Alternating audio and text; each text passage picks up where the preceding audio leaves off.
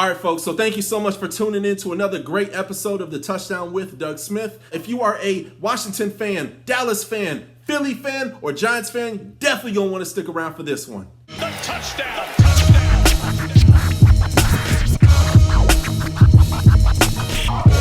What do you call a New York Giants fan when his team has won the Super Bowl? Give you a couple seconds. He turns off the PlayStation. Listen, y'all, the New York Giants, they're going to be on the very bottom of the barrel when it comes to the NFC East. Sorry, folks, that's just the way it is. Now, they had a pretty good draft, y'all. They ultimately drafted a couple really good guys and filled in a lot of holes.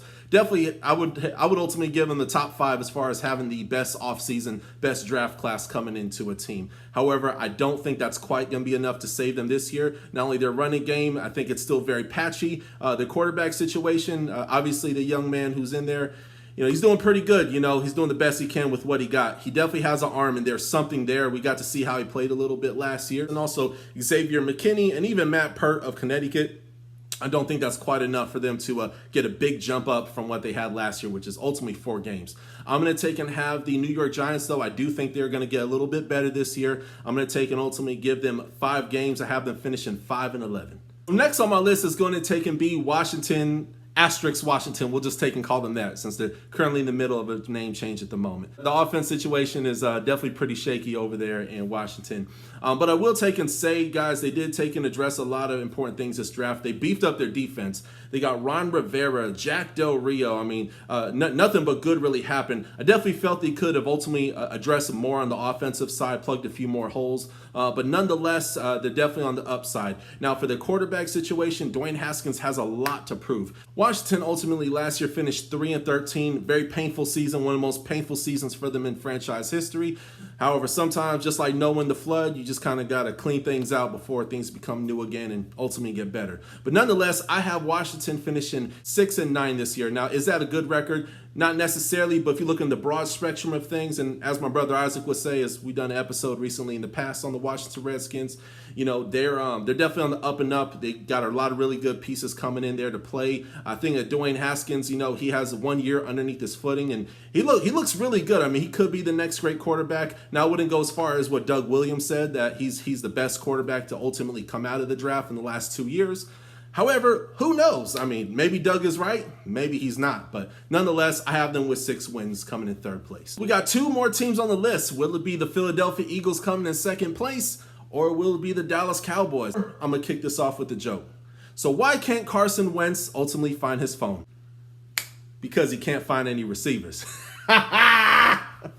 Listen, guys, I have the Philadelphia Eagles ultimately going 9-7. Let me tell you why. Philadelphia Eagles, guys, they're a team that ultimately snuck into the playoffs. However, they didn't have a strong second string. Carson Wentz, he's a big question mark. He puts up phenomenal numbers, some of the best numbers in the NFL.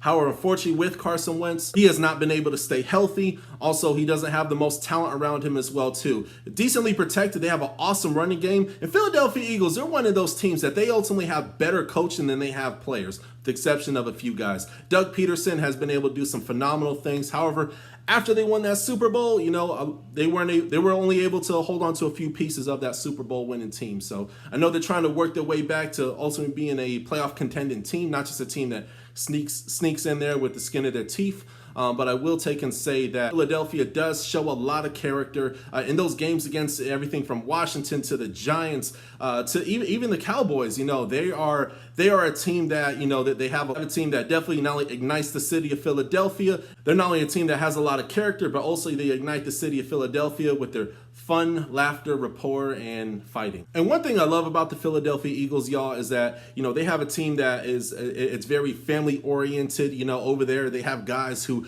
really want to be in Philadelphia. They really want to take and be there. Kind of like what you're seeing over there in Miami at the moment, where you have guys choosing loyalty over money, you know, and ultimately their passion for the game is showing. So, but nonetheless, they need more receivers. Maybe 9-7 is rather generous, but nonetheless, that's the record I ultimately have. Now for the Dallas Cowboys. Hey, they made it to 1st place. Congratulations, Dallas.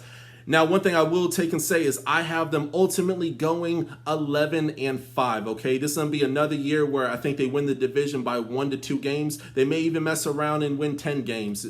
may go 10-6 perhaps, okay? Now they had a monster of a draft. CeeDee Lamb fell right into their hands. They have one of the most stacked receiver cores in the league. They have a great running back room. They have a great offense. Coaching, I mean, yeah, Mike McCarthy. Now, before I take and say a few jokes here about Mr. Dak Prescott, got a funny one here that I wrote down.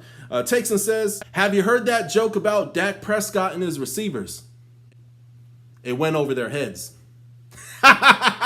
Anywho, listen, Dak Prescott, he is a very good quarterback. Statistically, did have his best year last year, okay? He has all the reasons to succeed. Say what you want about the Dallas Cowboys. They got a great defense, great coach. Now I would say they have great coaches. Now, my thing with Mike McCarthy, he does know how to develop a team, but he got very complacent over in Green Bay. Just like when Andy Reid got cut from Philadelphia some years ago, and mediocre results, and so forth. Ultimately, what's going to happen is that the city's ultimately going to push you out. So Mike McCarthy's going to have a second chance. I feel like he has a lot more to give than Jason Garrett did. Not to mention Jason Garrett, he is coaching over there in New York now. So obviously he's going to have a few things on them. So from when he was over there in Dallas, but nonetheless, that's what I got. Got Dallas Cowboys. Congratulations, Dallas Cowboys. You're finally not the laughing stock of the NFL. You might be able to do something this year. Who knows? Anywho, that's another episode of The Touchdown with Doug Smith. Make sure you guys go ahead and hit that subscribe button. Hit that like button. You can now check out my videos on moneyline-media.com. Great website. It's not just me on there. I got a whole bunch of different podcasts on there.